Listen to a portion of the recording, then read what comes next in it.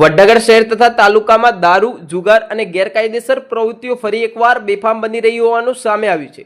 Social media પર સ્થાનિક લોકોએ આવા ધંધાઓના વિડીયો વાયરલ કરતા સમગ્ર મામલો ચર્ચામાં આવ્યો છે।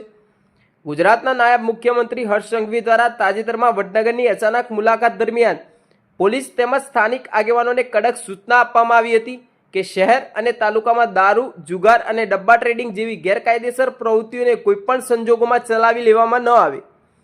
છતાં પણ વડનગરના તોરણિયા વડ સહિતના વિસ્તારોમાં કેટલાક તત્વો દ્વારા આવા ધંધા ચાલુ જ હોવાનું સામે આવી રહ્યું છે।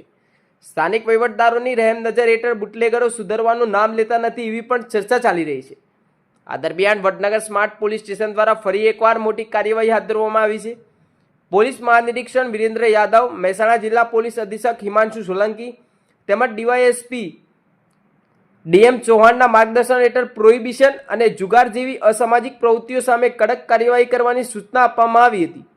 આ સૂચના મુજબ વડનગર સ્માર્ટ પોલીસ સ્ટેશનના પીઆઈ એન ગઢવીએ પોલીસ સ્ટાફને સંભવિત સ્થળો પર વોચ રાખવા આદેશ આપ્યો હતો। તારીખ 1/4/2026ના રોજ પેટ્રોલિંગ દરમિયાન એએસઆઈ વિષ્ણુભાઈ અને તેમની ટીમને ખાનગી રાહે માહિતી મળી હતી કે ઠાકોર ચહેરાજી ઉર્ફે બકાજી ગેમરજી પોતાના ખતોડા રોડ પર આવેલા રહેણાંક મકાન પાસે ભેંસોના તબેલા પાસે ઘાસચારા માટેની ઓરડીમાં બહાર વિદેશી દારૂનો જથ્થો સંગ્રહ કરી વેચાણ કરે છે। પોલીસે મળેલી બાતમીના આધારે 5 સાક્ષીઓની હાજરીમાં રેડ કરી હતી, જેમાં અલગ અલગ બ્રાન્ડની દારૂની 81 પેટીઓમાંથી કુલ 3100 બોટલ જપ્ત કરવામાં આવી હતી। જપ્ત કરાયેલો દારૂની કિંમત ₹10,49,856 હોવાનું જાણવા મળ્યું છે।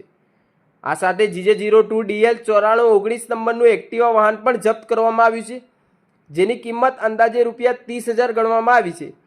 પોલીસે કુલ ₹10,79,856નો મુદ્દામાલ કબજે કરી વડનગર સ્માર્ટ પોલીસ સ્ટેશનના પ્રોહિબિશન એક્ટ હેઠળ ગુનો નોંધી આગળની કાર્યવાહી હાથ ધરી છે। વડનગરમાં વારંવાર દારૂ અને જુગારના બનાવો સામે આવતા કાયદો અને વ્યવસ્થાની સ્થિતિ અંગે પણ સવાલો ઊભા થઈ રહ્યા છે।